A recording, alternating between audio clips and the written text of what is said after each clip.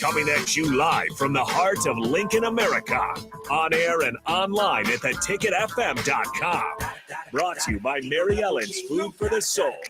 This is On the Block with Strick and Austin. Hold up.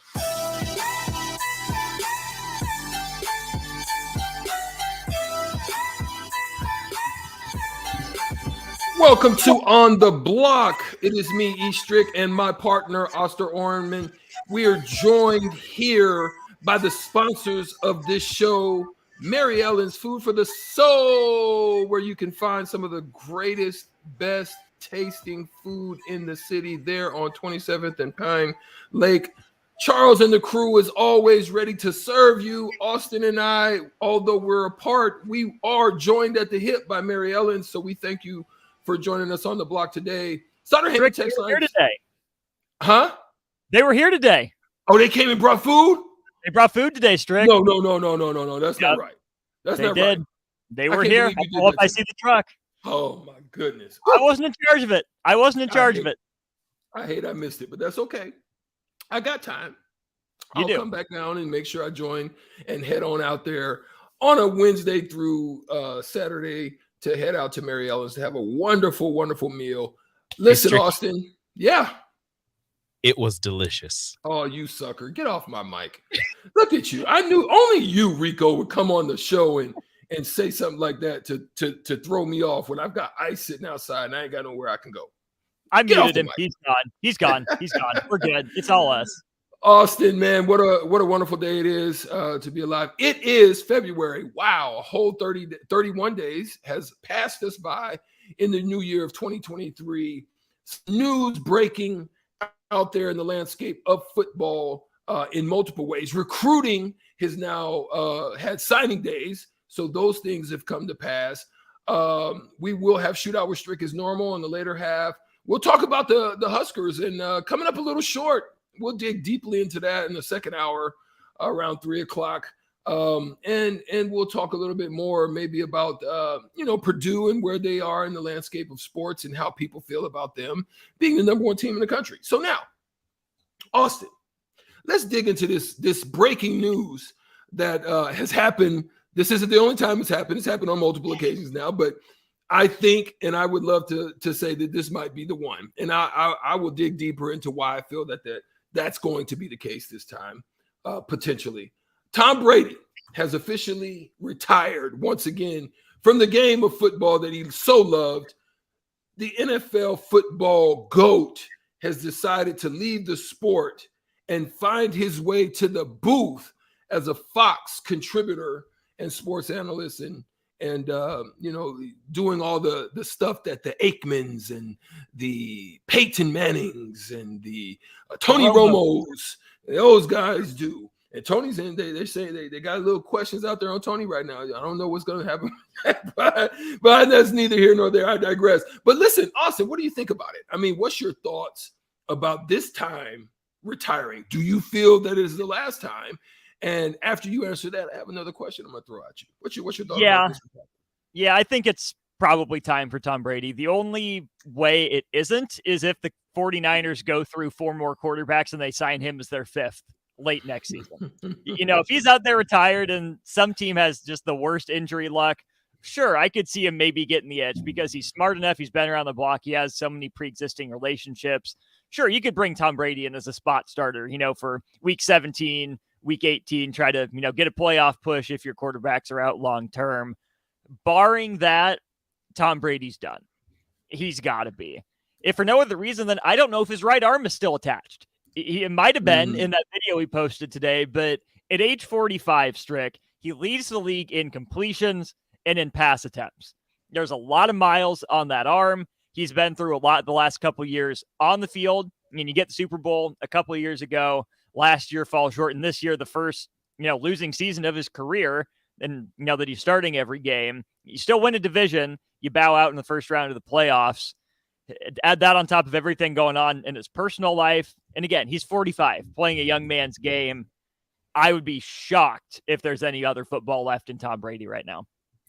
Well, one of the things I want to talk about is this part of it. And it deals with Tom Brady moving on to the next phase of his career. But let's talk about his numbers. Tom Brady, 45 now, had an illustrious career starting in New England in 2000, now coming to a close, quote unquote, in 2022, has maintained a quarterback rating of 97.2 over his career. Over his career. That is a phenomenal quarterback rate that he has for a career that long, to be that good for that long. He has over 89,000. Let me say that again. Did you hear what I said? 89,000 yards, 89,214 to be exact. He was closing in on 100,000 yards passing for his freaking career, which is crazy. The best of it being actually surpassing his 2011 season, where he threw for 5,235 yards. He threw for, in 2021, last year, 5,316 yards. And his completion rating as his career, 64%. Attempts are crazy. The numbers just are sick. Almost, well, let me see, 650, almost one short of 650 yard TDs thrown. Great career. Undoubtedly, I think, with the longevity and with the success that he has, both in winning championships and just being that great for so long, undoubtedly the GOAT at this point. Yeah, but I don't like him, so I don't want to give it to him. Is that yeah, fair? of course. I'm not. I don't want to give it to him. I'm not mad at you, and I couldn't even be if I tried, because I like you that much. But I will say this: Brady, despite being the game's greatest quarterback, has now he's made about $333 million over his career, and that's according to Spot Track. Over his 23 years playing, but now is about to make $375 million in 10 more years as a Fox contributor. What say you about that? What looks better to you in that part of the combination of what Tom Brady? Well, Strick, I don't do math very well. Numbers have never been my strong suit, but 375 is bigger than 333. And I think 10 is less than half of 23. So give me that average annual value that's through the roof. And that's crazy. I mean, you get Tom Brady playing for 23 seasons for like $15 million a year, give or take. That's it for the greatest quarterback of all time. Yes, I said I went there one second after saying I wouldn't.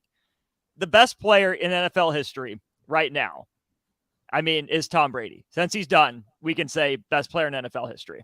Most important position in sports, most team success in terms of Super Bowls won, has the counting stats to back it up. Best player in sports for $15 million a year average, give or take, over the life of his career. That's a bargain for New England. And then I know Tampa Bay was paying him more than New England did, but they factor into that as well. As much money as he was making, probably could have been making more. And yet here he goes onto the booth, and he's going to blow that out of the water. So he gets it on the back end. He gets it on the back end. He understood what it means on the field, but he says on the back end, all of the success. I mean, I think that's a learning lesson, Austin. I think that's a lesson that each of us can learn from, right? That we may not get all of the accolades, or we may not get all of the financial benefits on the upfront. We put in the time, we put in the work, we do the job with excellence. And at a high level, and sometimes it can pay dividends on the back end of that, however that may be for you. Absolutely. And let's not pretend like Tom Brady didn't get accolades and didn't get paid, because $333 million is getting paid. Winning NFL MVP, winning Super Bowl MVP, winning all those AFC East. Yeah, he was recognized for it. There's a lot of good stuff that Tom Brady got for being Tom Brady. But if you think about this as a career, right? I know Tom Brady, ultimate competitor, loves football, but he chose to do this as his day job. He's going to be making more in retirement than he was in the day job. That's mind-blowing. Sick. Yeah. Sick. Now, check this out. Does Tom Brady when he looks back at all of this, is there a Gronkowski type? Is there a Julian Edelman type that can persuade him to possibly change his mind? Is there a George Kittle out there? Is there a Devontae Adams out there? Is there somebody out there that may be a situation that can change his mind? Is there a Tyreek Hill out there? I'm going to go probably not, because Edelman's done. Gronkowski, did kind of the same song and dance that Brady did, but seems like Gronk is done too. I don't know enough about Tom Brady, his relationships, who he's close with. I would assume he got close to Mike Evans down there in Tampa, but he just left Tampa. Maybe if Mike Evans goes somewhere else, which seems, unthinkable at this point. I don't think Mike Evans is going anywhere. I don't think Tampa's letting him go anywhere. The only thing I think it could be is if, there's someone that coached Brady, not named Bill Belichick, because it won't be in New England if he goes back. Tom's not going back to New England. But if there's someone on a staff that went somewhere else that Tom has a good relationship with, that says, hey, we're in an emergency, can you come back for 3 weeks? That's it. One last job, sort of, heist style movie. I don't know if there's anyone like that out there in the league, at least no one, and on a coaching staff that comes to mind. I don't think Tom Brady was close enough with the front office in Tampa Bay that even if any of them go anywhere, they're changing his mind in their next stop. And given that his longtime head coach is still in New England, he's not going back there. I would venture to say this too. I look at Tom Brady, and I know he's a tremendous troll. Like if you follow Tom Brady, he's fun. He can be funny. He can have he has great wit about him in some ways, right? He can be a troll in some ways. But how would you view him, Austin, as somebody sitting in the booth? Do you think he has the charisma? Do you think he has the wordplay, the different things that would be needed as you sit in the booth, being able to contribute in that fashion? I'm sure it's in him somewhere. It won't come easily at first. There's a learning curve when you get in front of a microphone, because it's one thing to sit down and watch film. It's another to do it in real time.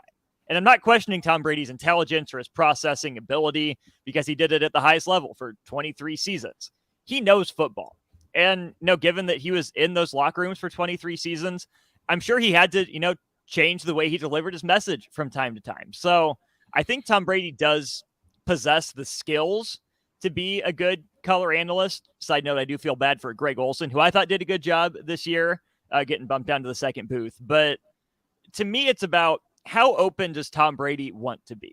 If you told me before he went to Tampa Bay that he was going to be on TV, be a color guy, I don't know if I would have believed it.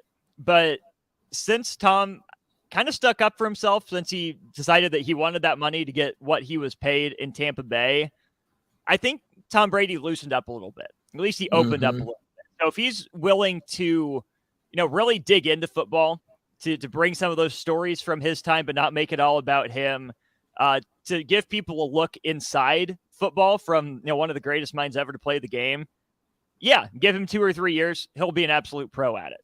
But if he goes back to, reserved Tom Brady, to not, opening up the window curtains to give you a peek inside the game, Tom Brady, or if he tries to be, too much of a shtick, right? If they try to do too much with him right away and don't let him figure out who he is as a broadcaster, because he's not going to be Peyton and Eli, plain and simple. That doesn't strike me as Tom Brady's style. Do you see his style more of Aikman, or do you see it more as Romo type-ish? Not them, but what more do you see he kind of finds his way to? I think Aikman's very no nonsense, mild mannered. Tells him. Romo goes into details, talks about coverages, talks about different things. I just hope he's not RG3, trying to. that's the way I just hope he's not that. Right. I think Tom Brady at first will be some of that no nonsense, get down to business, here's football. But I hope that he does bring in some of that Tampa Bay Tom, to where he's not going over the top with the witty comments or trying to make it about him. But if he can be a little sly about it, sneak in a little comment here or there without being, bright-eyed, bushy-tailed puppy Tony Romo like he gets sometime going overboard with the predictions. There's a nice middle ground out there for Tom Brady to settle into. Okay, last question, last thing I want to throw out, man. Does any of the gates, Spygate, Deflategate, any of that put any type of asterisks on his lifelong career? Yes, Deflategate was the worst scandal in NFL history. There is no second place. Tom Brady is a liar and a cheater. Undeserved Super Bowl appearance and win, get the Colts to the AFC Championship game. Wow. You heard it here first. You heard it here on the block. Sutter Heyman text line 402-464-5685. Did that spark any debate in your minds or your thoughts? We are here. We are on the block. We got to take a quick break, and we'll come back and we'll talk a little bit about Nebraska recruiting, how they did, how they rated, how you feel about it. We'll be right back on the block. 937 The Ticket. Shouldn't the landscape around your house reflect the architecture as well as the interior? Whether it's new construction or breathing life into an outdated landscape, let the teams at Tailored Landscapes, Tailored Lights, and Tailored Life combine as your local source for outdoor living. Schedule a meeting with one of our designers who listen during our consultations and combine your preferences, plus our experience to give you a timeless, sustainable, photo shoot-worthy landscape. Call us at 402-432-2572. Find us on any social media or at www.tailoredlandscapes.com. Because when you find one company, you find the benefit of three. 93.7 The Ticket, Fox, KFXL weather. Sponsored by John Henry's Plumbing, Heating, and Air Conditioning. Expect sunny skies and an afternoon high of around 35. West winds at around 10. We should stay mainly clear tonight with a low down to around 15.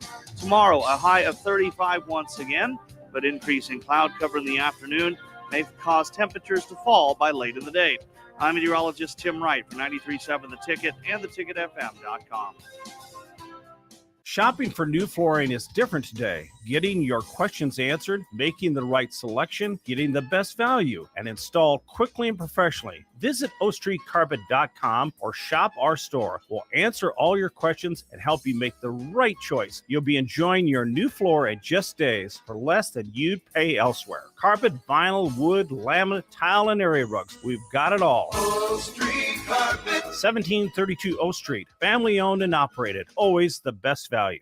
The dangers of secondhand smoke are well known. But what about secondhand aerosol, which is created when using e-cigarettes? Science already shows a secondhand aerosol can contain nicotine, heavy metals, and cancer-causing agents. Eliminating exposure to secondhand aerosol is an important step to keeping everyone safe. Breathe easier knowing the facts. For help quitting, call the Nebraska Tobacco Quit Line, 1-800-QUIT-NOW, 1-800-784-8669. Paid for by Tobacco Free Nebraska. Aired with the Nebraska Broadcasters Association and this station. Hi, Sean Callahan here for Koppel Chevrolet GMC, wanting to say Happy New Year and thank you to all of you for your continued support. We have just closed out another outstanding year, and we want to start 2023 off with a bang. The new GMC and Chevrolet inventory continues to roll in, and I'll actually be picking up my 2023 GMC later this month. So with interest rates continuing to climb, Koppel is partnering with General Motors and now offering 2.9% APR on select models. So we invite you to the dealership. Check us out online at koppelcars.com. You'll be glad you did. All deals with approved credit. Alexa, play 93.7 The Ticket. Okay, playing 93.7 The Ticket. Alexa, turn down the lights. Dimming the lights. Alexa, order a pizza, the big one, all the toppings. Are you sure that's a good idea? Alexa. That's a lot of pizza for just one man. Alexa, just do it. Stop judging me, just do it. As you wish. Thanks, Alexa. You're my best friend. Working at Continental in Lincoln isn't a job, it's a career. And right now they've raised wages again and they're hiring for production operators at $24.11 per hour, which grows to $28.27 per hour within 3 years. Skilled trade positions now start at $32.76 per hour with opportunities to make more based on certifications. Continental also has salaried jobs available and great benefits, plus medical and prescription costs at very low premiums. Dental, vision, and life insurance are offered at no premium cost to the associates with increased bonuses and vacation for new hires. To learn more or to apply, go to continental-jobs.com with keyword Lincoln. Come work at Continental today. Attention all Wings fans. 89-cent wings are back on Tuesdays at Buffalo Wings and Rings in Lincoln. Enjoy the best wings in town for boneless or traditional at a price that makes the whole family happy. And now at the Williamsburg Village Wings and Rings, you can enjoy $1.50 tall boys in Bud Light, Coors Light, Busch Light, and Michelob Ultra every day after 7 p.m. and all day on Sundays. Get to Wings and Rings today and make sure to stop by on Tuesdays for 89-cent wings. This is Megan Whitaker from the Nebraska golf team. If you've put your clubs away for the winter, it's time to get them back out. There's no need to stop thanks to Double Eagle Golf. Double Eagle is home to Lincoln's best indoor golf simulators. It's perfect for every level of golfer, with everything from casual games for the kids to hyper-realistic simulations of some of the best courses in the world. And the best part, no matter what the weather's doing outside, it's always golf weather inside. See for yourself. Double Eagle Golf, just 5 minutes from downtown at the Kinetic Sports Complex on West O Street. Chances are you've tried fruitcake before. Chances are it looked pretty weird. Lots of colors that don't really exist in nature. Chances are it tasted weird. Chances are you need to try fruitcake again. Grandma's fruitcake from Beatrice Bakery. None of that weird stuff you didn't like, just real fruit, premium nuts, and the delicious flavor combination of brandy, bourbon, and rum to meld all that together. See for yourself. Grandma's fruitcake from Beatrice Bakery. Online at beatricebakery.com. Welcome to our world of yum. Now back to On the Block with Strick and Austin on 93.7 The Ticket and theticketfm.com.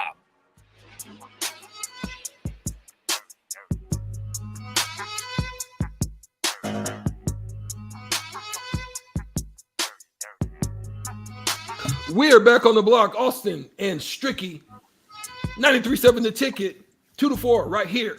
Facebook, Twitch, Twitter, and YouTube. You can find us right here. All great content. You can also go to theticketfm.com to get the app, get all the great content of all the stations and shows, from early break to the drive, the captain, water cooler, happy hour, old school. It's all right here, and all the extra content that comes from the wonderful football players, volleyball, gymnastics, baseball. It's all great content. You can find it all right there on 93.7 The Ticket or the ticketfm.com app. So now, signing day has just jumped off, Austin. Hopefully there's some good return on investment, some time that has been applicated to some of these young men to hopefully bring them in to fill some voids, to put some holes, fill some holes and gaps and some missing areas of need for the Nebraska Cornhuskers, one of those being at the defensive line, the offensive line, some of those areas, as well as not knowing what's going to happen with the quarterback position. So you've got Sims that's going to come in and hopefully be able to fill some of that void there. What they're going to do with the running back, got a running back, fullback transfer. We'll talk a little bit about that stuff right now as we deal on the block. Thank you again for joining. Sutter Heyman text line is always open to you, 402-464-5685. We're going to dive right into it. Right now, Austin, here's what we're going to talk about. We're going to talk about Nebraska football class and the takeaways of how they did for this class of recruitment and grade the staff a little bit. I would love to hear how you feel about it. I wish we had Sipple to come on or Munson today, but we're not going to have them today. So we're going to jump into it, and we would love your, you guys as well to chime in and give us a little information that you may think or feel about how the recruiting class has gone this year and how the Rule Dynasty has begun. Looking into it, how do you think that this team has done? Because let me just say this. They just recently had 5 unsigned non-committals on campus. They shot better than the Nebraska Cornhuskers from 3 last night. They went 5 for 5. That's different. That's different than what we've been seeing out of a Nebraska recruiting class. Usually you get them on. They're kind of just checking it out, looking at the scene, seeing all the glitz and glam, and then they end up bouncing. They came in. We're going to run down the list. You got Sua, Lefotu, decommit from Washington, defensive lineman out of Don Bosco Prep, 6'4", 295, made his way in. We'll go through each of them individually, but you had 5. That young man is one of the ones that we need to fill that hole, those gaps on the defensive line. Very good feet, very agile, not what they're looking for in the 3-3-5 right now. They want to beef him up a little bit, but we've got Husker power. Get him in here, get him beefed up a little bit, bulked up, get him into the food program, get him right, but still be able to use the things that he does well. The thing I like about him, he's not a project.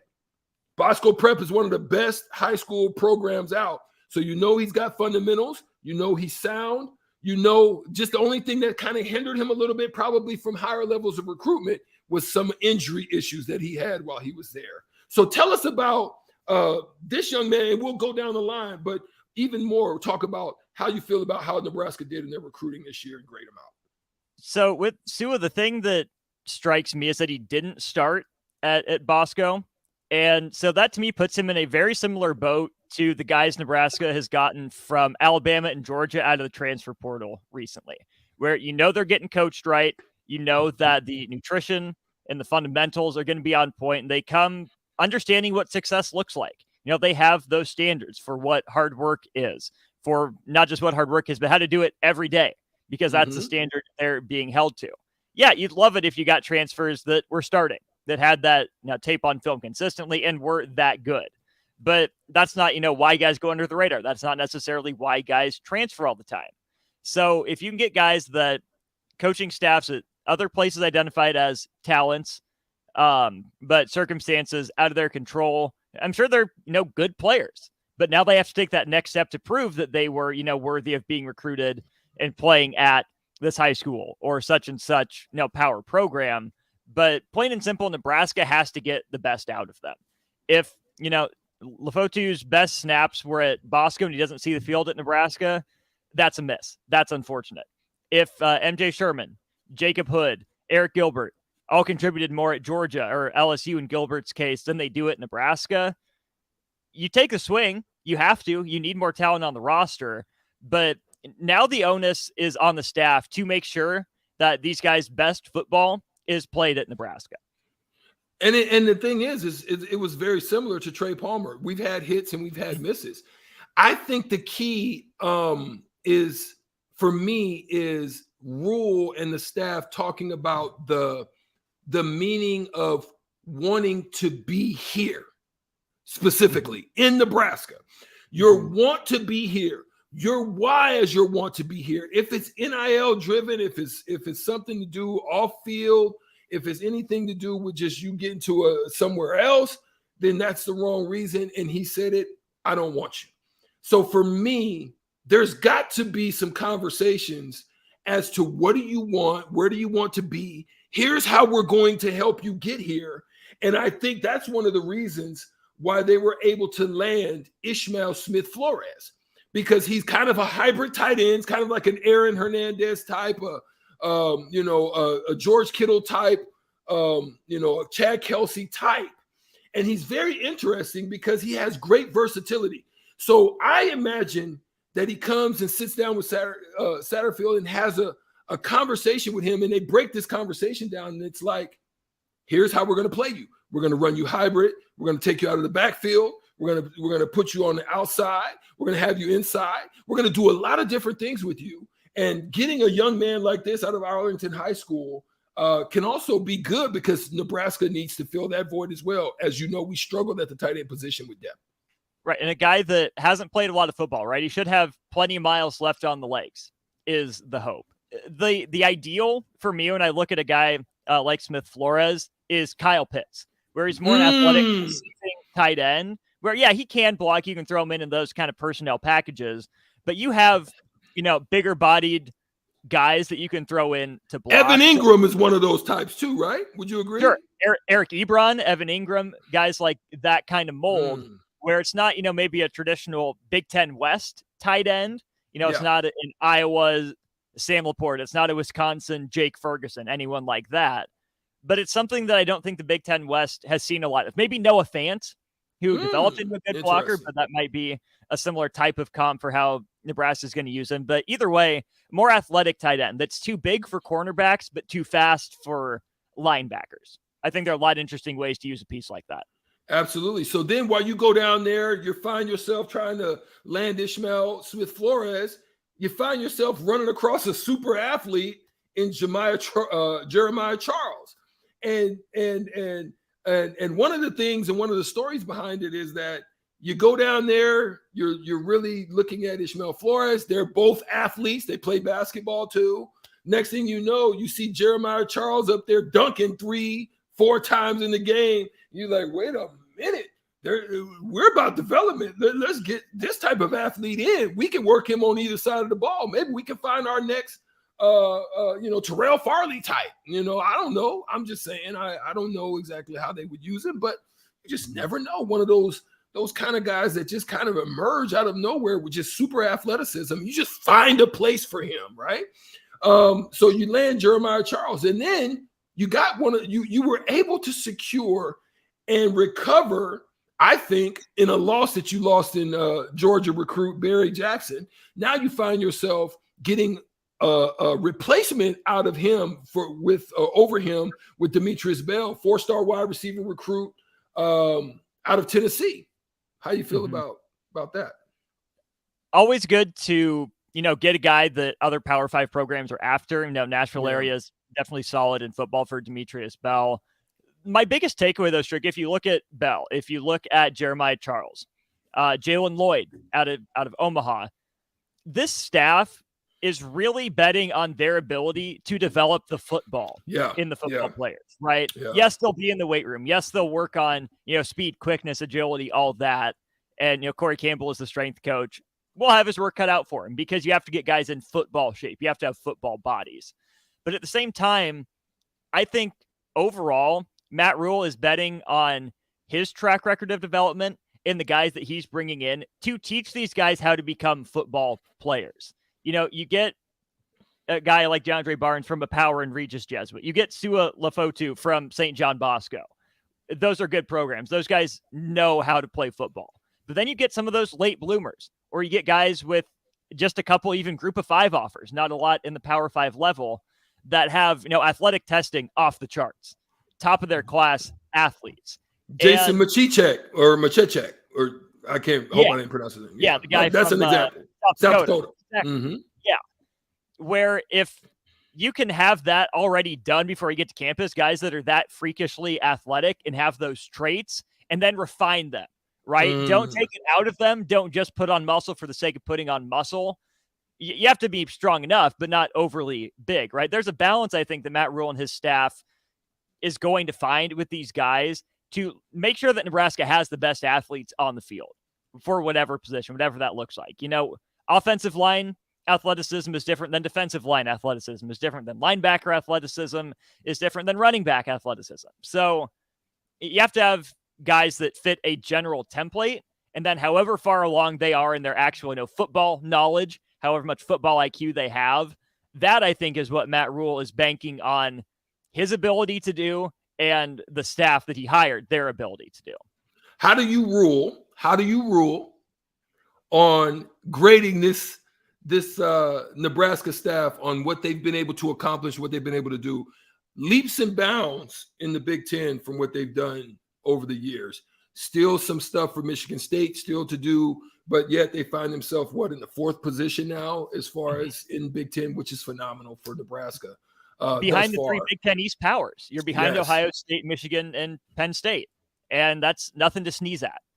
I don't know enough about recruiting to know how much of that is quality versus quantity, because there are, I think 10 4-stars that Nebraska recruited, and the rest are 3 or lower. And not that means everything, but Matt Rule has walked a fine line between, saying that there's a lot left on the roster from last year and that it's not the old staff's guys and his guys. If he's the coach, everyone's his guys.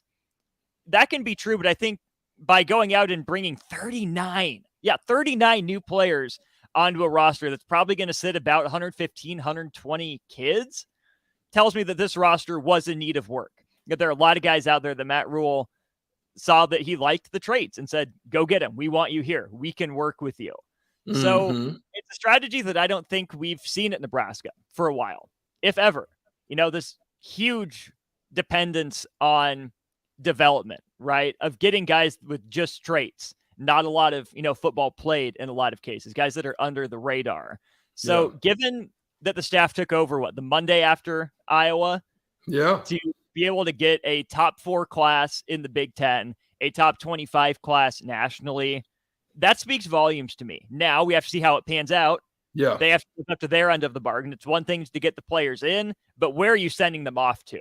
Because if you're sending them back off into the transfer portal because they weren't good enough, that's a problem. If you're sending them to, bigger, better opportunities like the NFL, like the CFL, or other places like that. XFL. Or even, if they become, business leaders like agents, but they are successful at Nebraska for 3 or 4 years. They've done their job. They've developed as a player and a person.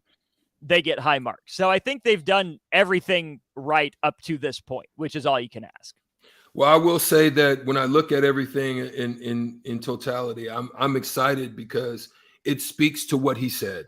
It speaks to that we're going to work with young men, we're going to get them developed, and we're going to reestablish the foundation that had been broken at Nebraska with so much turnover and so many people coming and going. And there's really have been no leadership qualities that have went up through the ranks and had set the groundwork of what winning culture is. And so it's good to see that happen again. Last, as we go, they landed a walk-on transfer commit out of the transfer portal from UNK, University of Nebraska Kearney. Trevor Ruth, 6 foot, 235 pound, played at Seward, but ultimately went there. And I like it because he's still keeping to his word. They're talking about what they're going to do, and they're going out and getting guys to fit in those areas for what they're planning to do. That tells me also, get ready.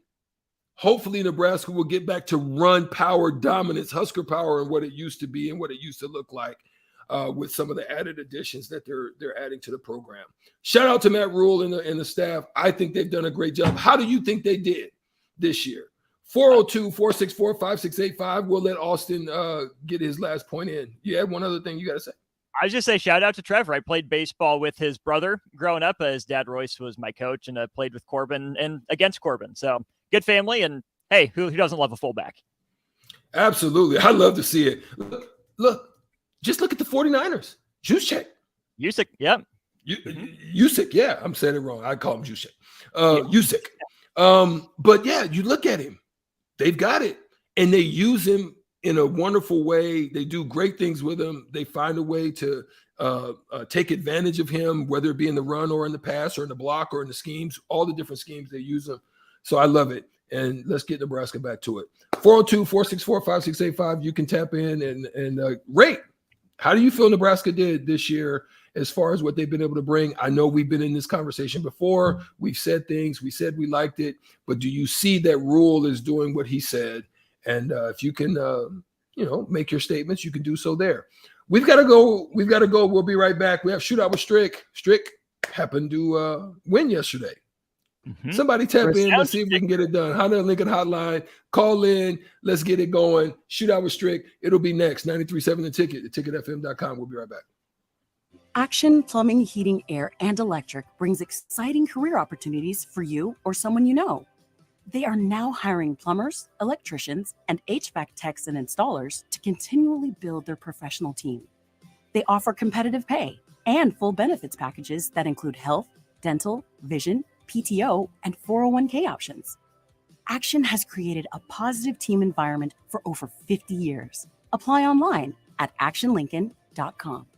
Working at Continental in Lincoln isn't a job, it's a career. And right now they've raised wages again and they're hiring for production operators at $24.11 per hour, which grows to $28.27 per hour within 3 years. Skilled trade positions now start at $32.76 per hour with opportunities to make more based on certifications. Continental also has salary jobs available and great benefits, plus medical and prescription costs at very low premiums. Dental, vision, and life insurance are offered at no premium cost to the associates with increased bonuses and vacation for new hires. To learn more or to apply, go to continental-jobs.com with keyword Lincoln. Come work at Continental today. Early break with Sip and Jake. Brett Maher misses 4 extra points against the Cowboys. As a special teams coach, what do you do in that situation? First of all, you get back to routine. You don't overplay it a bunch where it's just like, think about this. But I'd like to know he always stayed on the hash, on the left hash. So all those misses came from the left hash. You can put the ball in the middle, or you can put it on the right hash. I wonder why he didn't change. If he just felt, hey, this is what I do. So that will be an interesting question for me to ask him. Early break with Sip and Jake from 6 to 8 every weekday morning. Your home should not be a zoo to unwelcomed animals. Let the experts at Bats to Rats take care of those problems. Dane has been a leader in wildlife and pest management and prevention in Lincoln and the surrounding area for 15 years. He can help you get rid of bats, rodents, and anything else. Whether it's residential or commercial buildings, schools, apartments, or churches, they're always a phone call away. Call today at 402-310-0904 or visit batsterats.com. Bats to Rats Wildlife Control and Prevention.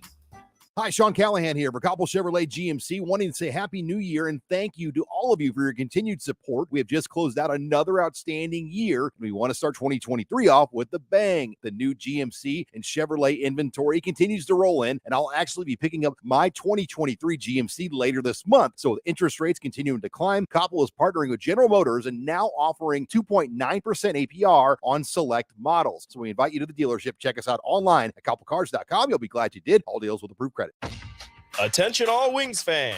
89-cent wings are back on Tuesdays at Buffalo Wings and Rings in Lincoln. Enjoy the best wings in town for boneless or traditional at a price that makes the whole family happy. And now at the Williamsburg Village Wings and Rings, you can enjoy $1.50 tall boys in Bud Light, Coors Light, Busch Light, and Michelob Ultra every day after 7 p.m. and all day on Sundays. Get to Wings and Rings today and make sure to stop by on Tuesdays for 89-cent wings.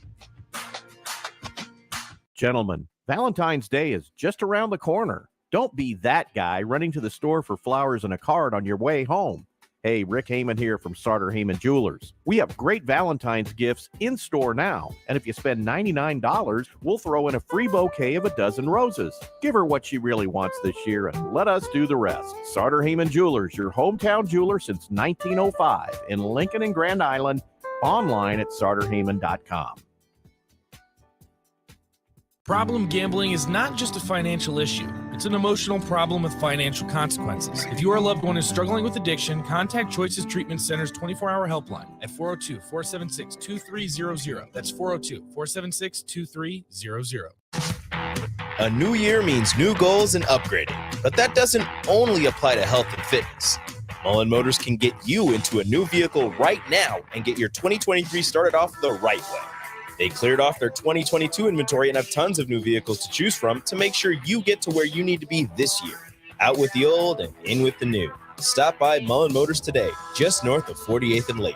No taglines, just quality vehicles. Mullen Motors. I'm Brian. At 58, doctors told me I had the heart of a 37-year-old man.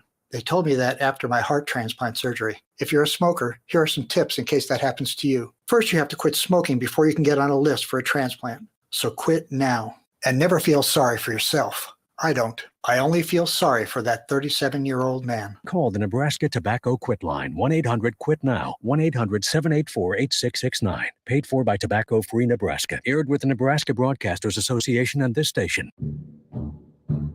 It's time to play Shootout with Strick. Call now, 464-5685, to take your shot against Eric Strickland. Shootout with Strick. Brought to you by Buffalo Wings and Rings. Time to play the game!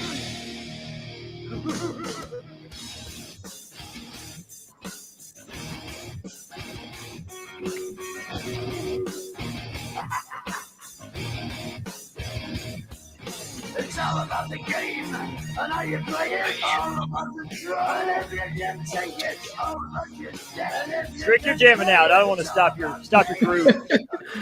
Hey, listen, that's one of the greatest intros. You know, that was when I really loved WWE wrestling, right? The game would come out there, no shirt, hair drenched wet, drink some water, do that thing, and then spit the water out. And then, man, that was a great intro. I loved it. That was when I used to love wrestling until I realized it was as fake as you'll get out. Fake as some of y'all IDs trying to get into the bars. Oh, man. You never tried to do that, did you? I've got a great story about that, and I'm so glad that the statute of limitations is over. but I had the greatest fake ID on earth. Well, my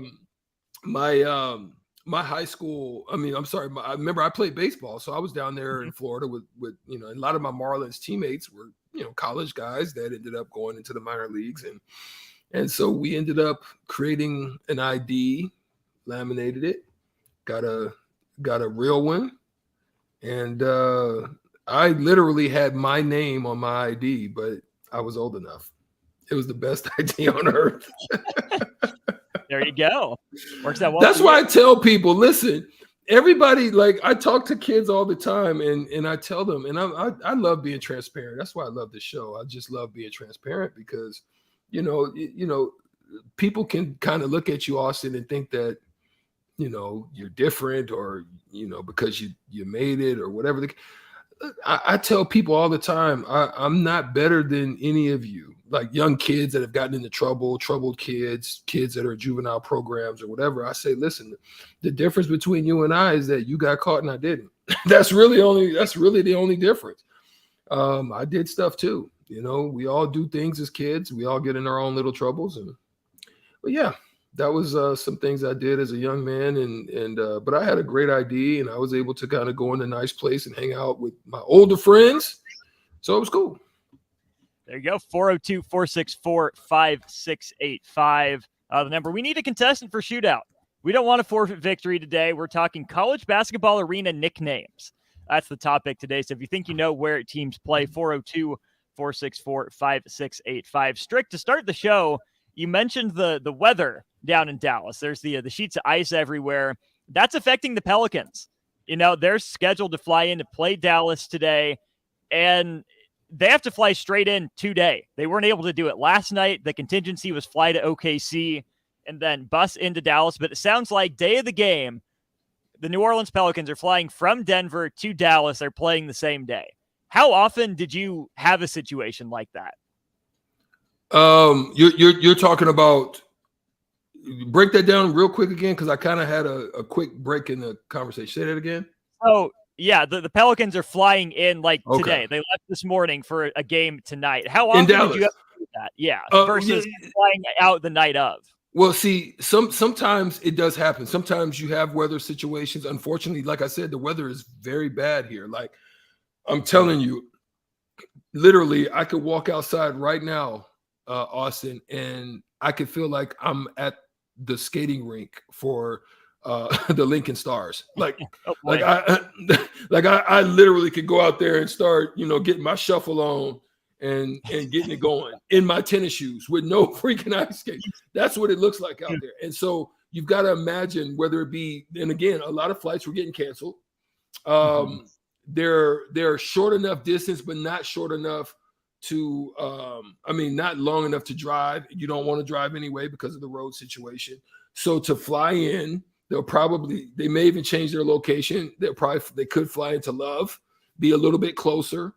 And then, you're a little bit closer in your drive and you're transferring to the arena. But it's bad. It's bad. And it has happened on instances where we maybe have went in the morning of the game or something like that. But definitely you can't do that going out west to Seattle, like if we were playing the Supersonics when they were there, or if you're going to go out to Cali. You hope that you're in a good proximity to be able to do that, as opposed to trying to do that in a longer trip. Understandable. So what's that like then if you have to fly the morning of and then play a game that night? Is that any different than, flying out the night after a game? Pretty similar? Yeah, very similar to if you have a back-to-back and you get in late that night. You maybe have a shoot around. So I can imagine they probably practiced yesterday, did all of that prep. They'll fly in. They'll probably go to the hotel. They'll probably do a walkthrough. Like what they'll do is they'll set up in a ballroom. They'll tape off like what it looks like a basketball. They'll tape off the paint, the dimensions, the 3-point, and they'll just kind of do a little walkthrough, no shooting, go to the game, get your shooting early, and then let's get it. Speaking of let's get it, we got a contestant. We are playing the game today, no forfeit victory. We go to the Honda of Lincoln hotline. Augie calling in. Augie with us here on the Honda of Lincoln hotline. How you boys doing? Good, Augie. Thanks for calling in. Do you know the rules of the game? Yeah, I'm usually better at being the third caller, but, I figure Stricky needed a sacrificial lamb today, so. Hey, don't look down on yourself. Let's get you the Stricken. Come on. I'll go like 2 or 3 nicknames for the hoops, but hey, I'll give it a try.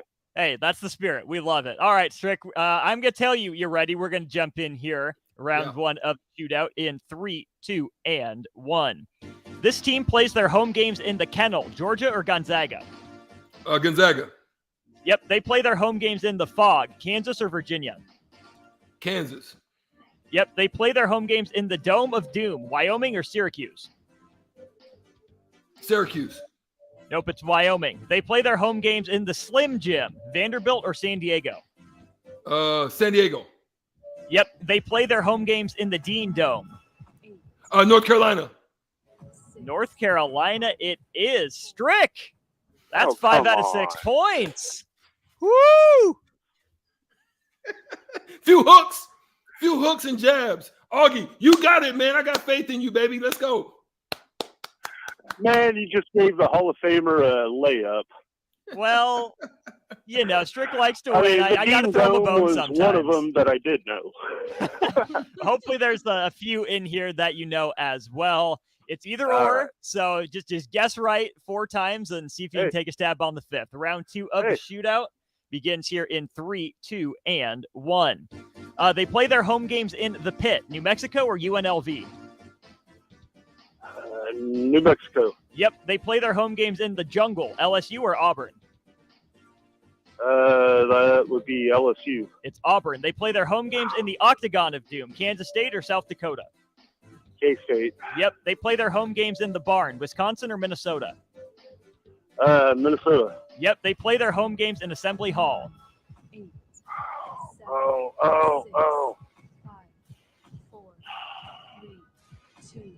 UConn. Indiana. Rico at the buzzer ties it up. Yes, we're going to the tiebreaker. No. We're going to the tiebreaker. That, my friend, he passed off. I hit it from the corner. Especially not Rico. But because I love Augie, I'm going to take the challenge. But Rico, get off the mic. I can't stand you right now. You would never do that for Stricky. Get off the mic. Mute me. No, I got you, Augie, man. You're going to the tiebreaker. Let's do it. Yep, Augie, you're playing this I one. like Augie. I mess with Augie, so we're going to do it. Let's go. All right, so I'll ask Strick a question. Strick, you got to give me a number. Augie, you will go over under that number. So, Strick, the tiebreaker, based off a question you answered correctly, Gonzaga has currently won the most consecutive home games in college basketball. How many straight have the Bulldogs won in the Kennel? 68. All right, Augie, over under 68. Over. Boom shakalaka. Dang it! I knew it. I was trying to. It's 77. I knew the answer. I gave Augie the bone. I promise you. I knew it was 70. I knew it was 77. It's like 77. But I was just trying to do that because I didn't think Augie would bite. But Augie, you got me. Gosh, dang it. Hey, man, this is my highlight reel. We're saving this. We're clipping it. Augie, we'll get an email. We'll send you this clip. You didn't think you could do it, but David beat Goliath. I still got my hand up from hitting that 3, Augie. Let's go. All right, man. I appreciate you. Yep, Augie, hold on the line. Love the show. Yep, appreciate that, Augie. Hold on the line. We'll get your information, your $15 to Buffalo Wings and Rings. It was 77, right? Officially 75 at the Kennel. They've won 76 straight in Spokane because they played Kentucky and got a win in Spokane. But yeah, 75 straight for the Dogs in the Kennel. I know it was in the 70s. I just was trying to be, I didn't think Augie would be able to know. I thought he was going to say under. So that's why I said 68. But it cost me to win. God. Not cute, Shay. You got cute. Just finish at the rack. You had it right there. Right. Don't switch hands. Just go up. Right. I should know. See, you know what that's like? What that's like, Austin? That's like a 6'10" big man that gets a rebound and tries to lay it up instead of banging it on somebody's head. I should have just banged the ball, dunked it, and tried to get cute and finger roll it and miss the layup. Mm-hmm. It's tricky. That's what it was. Yeah. That's the only time I'll ever beat you in a shootout. Yeah. You got me today. I see how You like that corner three off the assist from Augie? You lucky I like Augie. Because if it was somebody that would do the trash to me, I would have said no. Augie did what Julius Randle should have done and passed it out, and I hit that three. Good stuff, Rico. I love it. Great stuff, Austin. That was some good questions. I love that. Yeah, $15 to Augie. Good run, Strick. You did have a teamwork. No Google machine, but you had the Rico machine, which is apparently a higher hit rate than the Google machine. But it worked against me, but we love it. It did. We'll keep the basketball conversation going in hour number 2, Nebraska, Illinois. It was a good game for 32 minutes or 28 minutes, I suppose, before the wheels fell off the last 12. We'll get into that. And then look at the Big Ten as well.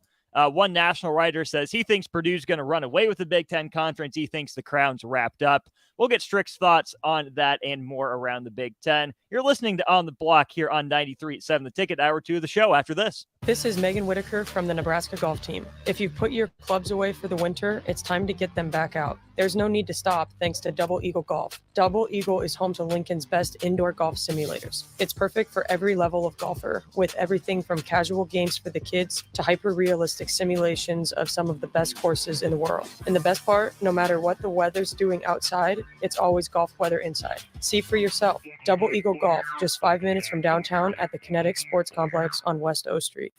This is Lincoln's home for sports talk on the FM dial. Also online at theticketfm.com. On the internet. KNTK FM Firth, 93.7 The Ticket.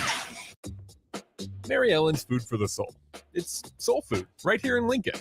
Ribs, wings, catfish, coleslaw, cornbread, grits. I mean, I'd say it's food like your grandma used to make, but my grandma never made food like that. If you haven't already, you've got to give it a try.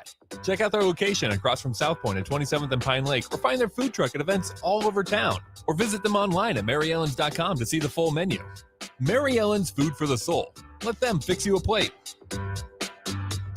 Chances are you've tried fruitcake before. Chances are it looked pretty weird. Lots of colors that don't really exist in nature. Chances are it tasted weird. Chances are you need to try fruitcake again. Grandma's fruitcake from Beatrice Bakery. None of that weird stuff you didn't like, just real fruit, premium nuts, and the delicious flavor combination of brandy, bourbon, and rum to meld all that together. See for yourself. Grandma's fruitcake from Beatrice Bakery. Online at beatricebakery.com. Welcome to our world of yum. Action Plumbing, Heating, Air, and Electric brings exciting career opportunities for you or someone you know. They are now hiring plumbers, electricians, and HVAC techs and installers to continually build their professional team. They offer competitive pay and full benefits packages that include health, dental, vision, PTO, and 401k options. Action has created a positive team environment for over 50 years. Apply online at actionlincoln.com.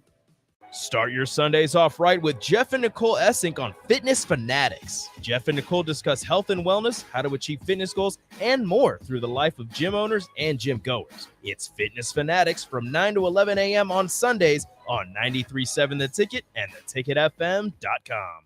Alexa, play 93.7 The Ticket. Okay, playing 93.7 The Ticket. Alexa, turn down the lights. Dimming the lights. Alexa, order a pizza, the big one, all the toppings. Are you sure that's a good idea? Alexa. That's a lot of pizza for just one man. Alexa, just do it. Stop judging me, just do it. As you wish.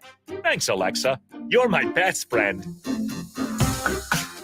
Hey guys, Nick Sadert here, and I want to tell you about my friends at Spine and Sports Chiropractic. I experienced a herniated disc in my lower back a few years ago, and thanks to the folks at Spine and Sports, I got back to feeling 100%. At Spine and Sports, they use the active release technique, which involves the soft tissue and can alleviate headaches, shoulder pain, plantar fasciitis, and more. What I like most about the ART method is that your doctor will construct a plan that fits your needs because the technique is not a cookie-cutter approach. Allow Spine and Sports Chiropractic to help you feel better. Set up your appointment today by giving them a call at 402-261-6845 841. Hi, Sean Callahan here for Copple Chevrolet GMC, wanting to say Happy New Year and thank you to all of you for your continued support. We have just closed out another outstanding year, and we want to start 2023 off with a bang. The new GMC and Chevrolet inventory continues to roll in, and I'll actually be picking up my 2023 GMC later this month. So with interest rates continuing to climb, Copple is partnering with General Motors and now offering 2.9% APR on select models. So we invite you to the dealership. Check us out online at copplecars.com. You'll be glad you did. All deals with approved credit. 93.7 The Ticket, Fox, KFXL weather. Brought to you by Bryant Air Conditioning, Heating, Electrical, and Plumbing. Expect sunny skies and an afternoon high of around 35. West winds at around 10.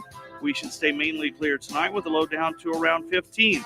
Tomorrow, a high of 35 once again, but increasing cloud cover in the afternoon may cause temperatures to fall by late in the day. I'm meteorologist Tim Wright for 93.7 The Ticket and theticketfm.com. This is On the Block with Strick and Austin. Nebraska Basketball Hall of Famer and 9-year NBA vet, Eric Strickland. Strickland for three! You're going to go out of here as the Big 8 tournament champion. Coming at you live from the heart of Lincoln, America. On air and online at theticketfm.com. Brought to you by Mary Ellen's Food for the Soul. This is On the Block with Strick and Austin. Hold up. Hour 2 on the block coming your way. I'm Austin Norman in the 93.7 The Ticket Studios in Lincoln. Strick is down in Dallas, but present and accounted for, recovering from the shootout loss, but it looks like he's handling it like a champ in a different way, not in the building, but we appreciate you being a good sport, Strick, with the way everything went down. I don't mind giving up the Stricken. Got beat at the buzzer. Rico fouled me, and like Big Ten refs, they're not calling the fouls right now. I got hacked going to the rack. I went to the rack to the left against the best team in the league, got fouled, and I was on my knees like LeBron James, crying about it. And Mike Moore brought a camera out to show the ref he missed the call. Yeah, then I did. I just did the Pat Bev on him, and I ended up losing. But kudos to Augie, got the win today. Good for him. I didn't really think he would pull the trigger. I really did think he was going to say under, and I freaking got cute and missed the layup. If you don't want to get cute and overthink your lunch or supper plans, you can go to Mary Ellen's Food for the Soul. Let Charles and his crew fix you a plate. Again, huge thanks to them for stopping by the studio today. They got to do it when you're back in town again sometime soon. I hate I missed that day. I really do, but it's all good. Trust me and believe me, I will be out there for Mary Ellen's when I get back home. Please believe it. Absolutely. Well, let's talk some Husker basketball. They're on the road in Champaign, Illinois last night. They end up losing 72-56 in a game, Strick, that I think the final score is a little deceptive about how close the game was. Nebraska got down in the first half. They make a run to get it to a 1-point game at the end of the first half. They take the lead, and then everything falls apart. What is it with this team that they can't play a consistent 40 minutes of basketball? Well, first and foremost, it's bad how they came out of the half. And when you're a team that struggles, scoring points, you have to play a solid game. So you have 6 turnovers, I think, in the first half. And then you have that in the first 5 minutes, 3 minutes of the second half. And 4 of those, you have one bad shot out of Jamarcus Lawrence, was an ill-advised 3, overly challenged. You're 1 for 5 for the day.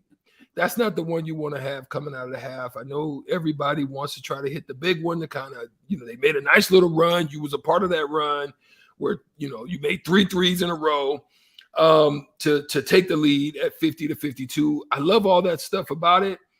Not a sustainable run. When you get a lead, you have to go back to now pushing the lead.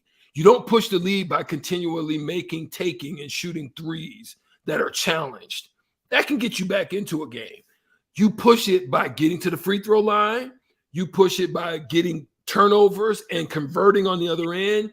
You push it by going to your guys, your Greasels, your Derek Walkers, getting easier opportunities, making them play defense, challenging in them, not taking the shot, even though you may have it, but you make the extra one because it may be a better one. That's how you push leads. You increase leads that way. You can even get back into games that way. But you got to chip away, or you got to be able to, basically put the pressure on the team. Now, that's the struggle that Nebraska has, and I talked about it on the post-game show last night, Austin. And here's where the difference is: this team struggles immensely in scoring points, and here's where you find them again: 56. What have we been saying about the numbers that Nebraska has to get to? It has to be in that 65 to 70 range for them to have any success. Look at where Illinois ends up: 72. It's not that Illinois did anything grandiose or great. They just played a normal game. Great defense once again by Nebraska and the crew. But here's the problem. Nebraska turns the ball over 19 times. Well, you would say, well, dang, that is high. But Illinois turned it over 20. Here's the difference in that. Points in the paint: 36 for Illinois, 22 for Nebraska. I'll get into the why of that once you get to the next question. Second chance points: they dominated, 9 offensive rebounds. They pounded the boards. That's what they did to them last game. There's an advantage there. But here's the issue. Out of those turnovers, Illinois turned fast break points 12-2. It isn't that Nebraska didn't have them. They had the same opportunities in some instances on fast breaks that I saw, just didn't convert. Missed a couple, got a couple rebounds, ended up kicking it out, got a better shot, or got fouled, got to the free throw line. They did do some good things, but they just didn't finish them, or they didn't press them.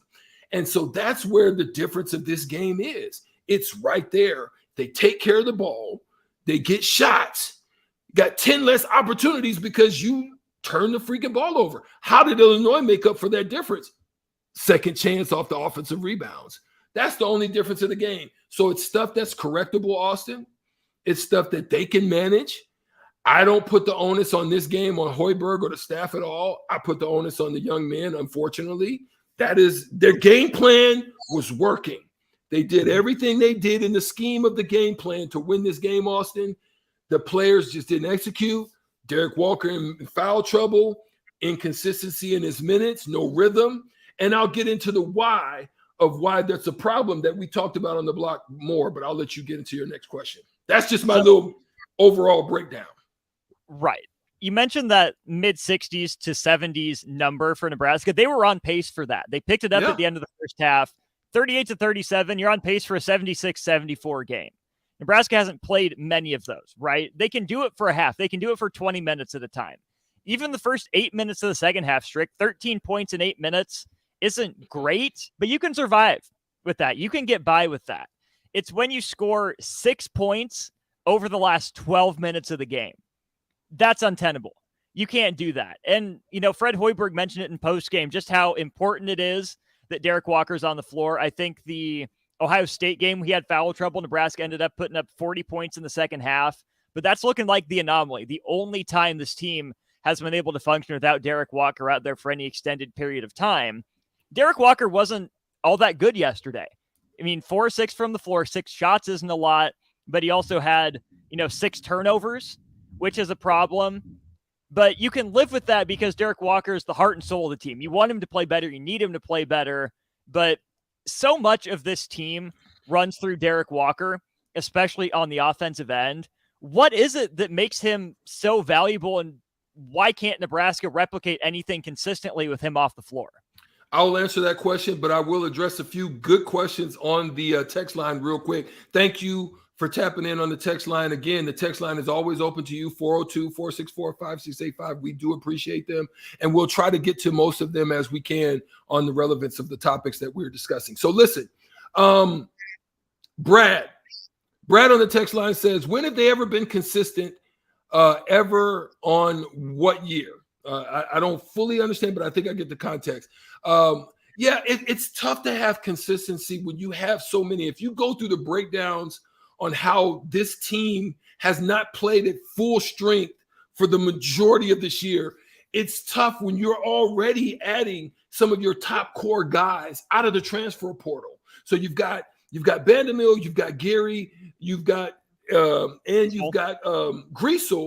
are part of your leadership core, and they come out of the transfer portal because you just haven't been able to establish a foundational core similar to football. And that's why I say there's a lot of commonalities of what I've seen in football and basketball. And so with that, there's always going to be inconsistency, and that's why you've got to do some of those little things I talked about. The Milkman says Derek Walker looked like he's in La La Land, and here's where I'll address your question. He looked like he was in La La Land in the beginning of the second half. Absolutely. The Milkman, I would have to agree. And the reason, I don't know what it is, he looks uninterested. I don't know if he's frustrated because of the losses and knowing that he has to carry. It's different when you know you have to carry a lot of weight. It's different when you know you got to be that man. That's why I'm appreciative of guys who can take that on, take the onus on. That's why I've always been appreciative, like a Michael Jordan, even Allen Iverson, having to carry the weight of basically a whole team on your whole shoulders, night in and night out. Those are the people. Kobe Bryant, once he lost Shaq, I give credence to them because that is a significant task that you're the guy they got to look to, and Derek Walker has to be that. And he looked like he was in Space Coast Mountain. I don't know where he was at, right? He looked like he was in NASA on the space, what is it called? The doggone International Space Station. The International Space Station somewhere, like looking over the world. I don't know. But it was wild, and it was troubling because he doesn't look like he's interested. And a couple bad fouls. That's happened not just this game, it's happened in multiple games now, where it's like bad fouls, like he maybe wants to go to the bench. I don't know. I can't say for sure, but it's hard to find. Now, here's where I think some of the difficulty comes. He's not seeing the same type of looks that he's been seeing. He's not getting covered the same way that he has been before. So his style has to change. It has to adjust. And he's having trouble because he's not getting that bump. He's not getting that grind. He's not getting that counter that he's been used to earlier in the season. What are guys doing now? They're backing off so much off of Derek Walker that they're like they did Blaze Keita. They're not even covering him.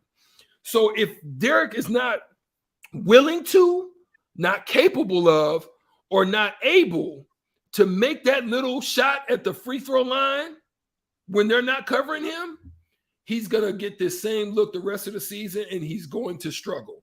Because what that does is it shrinks the paint. It makes everything, clogged up. It minimizes Greasel. It minimizes any driving opportunities for Denham Dawson. It minimizes any of those cuts that they've been used to getting off of the twirl action at the high post. It takes it away because now there's guys sitting right down there like, okay, come see me. And they're not able to get, that's why he got blocked a couple times in this game. He has to be willing to elevate his game. Part of that is going to have to be hitting that jumper. Otherwise it's going to be like this the rest of the year, Austin. I'm sorry to say it, but that's what I see. To some degree, Strick, it's not fair to Derek Walker and Sam Greasel because they signed up to have Emmanuel Banwell. They signed up to have Juwan Gary around them. Two guys that can, at least finish plays. Banwell could create a little bit of offense when he was on the floor. So asking even more of your two most important players, no, it's not what they signed up for. But at the same time, you're between the lines. How much this team depends on you, how much your coaching staff depends on you. If you're between the lines and you have that Nebraska on, you don't get to choose whether or not you're interested, whether or not it's fair. You're between the lines. You have to be locked in. Yes, it's asking a lot. No, I don't understand what that pressure is like. But if Derek Walker, wants to be an all Big Ten caliber player at the end of the year, that next step is being a night in, night out player. There will be days, sure, when you struggle, your shot's not going down. When you see a look that you're not used to, you're not getting the move that you always have, like you've said. But if you can, question the effort, the intensity, he's off in La La Land all of a sudden, that's a problem, especially for someone who's a sixth-year senior, who means so much to a team and who knows he means so much to a team. That's a guy you need locked in for 40 minutes because what Fred Hoiberg got to in the post game was he thinks there have been some ticky-tack foul calls on Derek Walker, that he's not getting, calls like some of the stars in the league do. You couple that with the couple bad fouls that he had last night in the disinterest to where he's not playing like a star night in, night out. Derek Walker didn't deserve the benefit of the doubt last night, plain and simple. Yeah. Great stuff. And I would have to agree with you. And then this, I think this will tie into the text line for Andrew, who says Walker is a power forward playing the center position. He's playing out of position. Absolutely. That is, there's no question about that. But the problem with that is his unwillingness to expand his game. That's where he's going to have to be. With the style that he's playing, there's no other place that he can fit because he doesn't have a willingness to expand his game right now. So that's unfortunate. Also, Andrew says we got called for 4 fouls last night on box outs. I think some of those were terrible calls. Absolutely, I would have to agree with you. I think that did hinder some of their momentum in some of the instances, Austin. So I would have to agree with you on that. Travis in Lincoln says that since Fred has been here, he's never been able to have or go a whole season with the whole roster. I absolutely agree with that. It is sad. I feel bad, but I think even worse this year because he literally has been able to change the culture of what Nebraska was looking like to what it is now. I like the way that it looks now. And I think the style and the way that they're playing now, I think it's winning a recipe if you get the right type of players for that style. Thoughts on Ramel Lloyd redshirting? The reason I think he redshirted initially, I can understand. Jamarcus Lawrence plays a little bit better defense, but it's unfortunate now because you lost Q and you lost Bandamil. And so you could have used Ramel in this situation because of what he does. He's able to create, he's able to get into the paint, he's able to score on multiple levels. Three's not as consistent right now. So I understand why they went with Lawrence instead of him this year. Get him a little bit more season, let those other guys pass out, Bandamil and Griesel. That gives him the full ability, the reign to run the team. And get a lot more playing time without missing a year. So I understand why they did what they did in that sense. But yeah, man, go ahead, Austin. Yeah, I got 2 things for you here, Strick. First of all, from the text line as well, Eric says, it's got to be very tough to give everything night in, night out when you play for a pathetic team year after year. Yeah, Nebraska's record hasn't been great, but Derek Walker chose to come to Nebraska. You know, Derek Walker didn't choose for Bandamel and Gary to get injured, but he chose to be here. And I'm sure that this coaching staff has told him how important he is.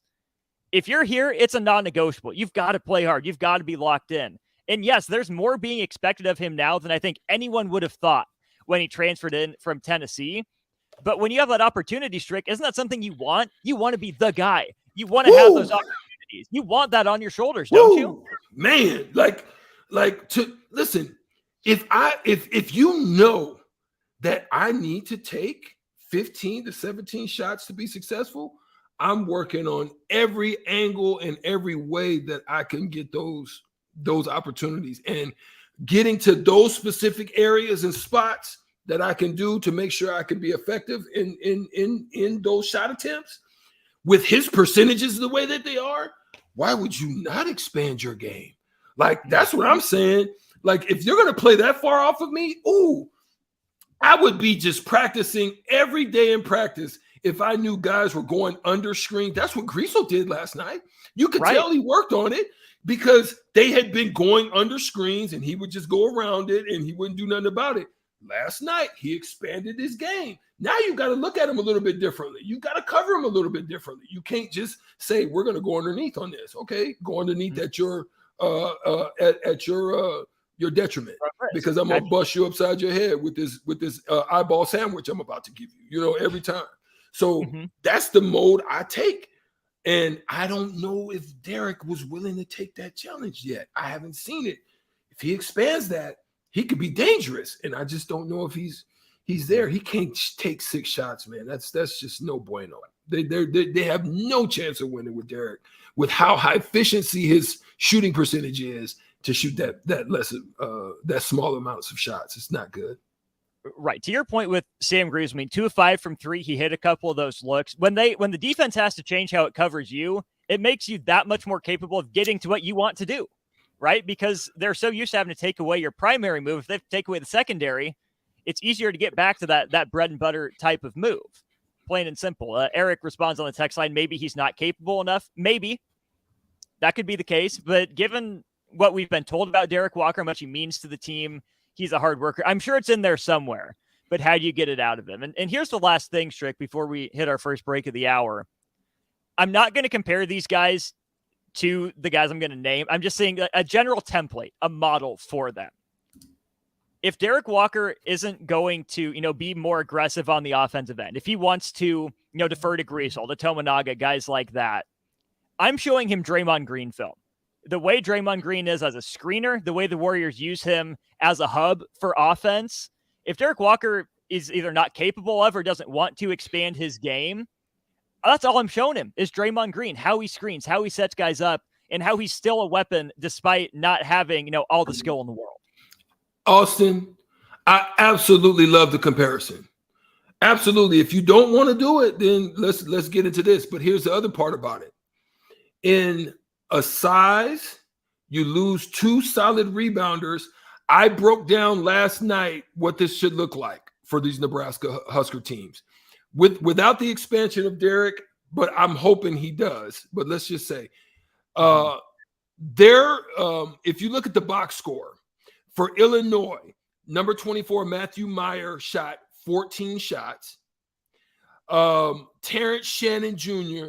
shot 13, and Jaden Epps, their point guard, shot 10. The way this has to look for the Huskers, Griesel shot 17 shots. I'm okay with that. Either Griesel has to be shooting that amount or Derek, one of the two. If Griesel shoots that amount, Derek needs to be at 13. He needs to be somewhere between 10 to 13. Tominaga also needs to be in that 10 or 8 to 10 range if they're getting that many shots. Those 3 need to be in that range. Everybody else, CJ Wilcher 7, like it. Denham Dawson 4, like it.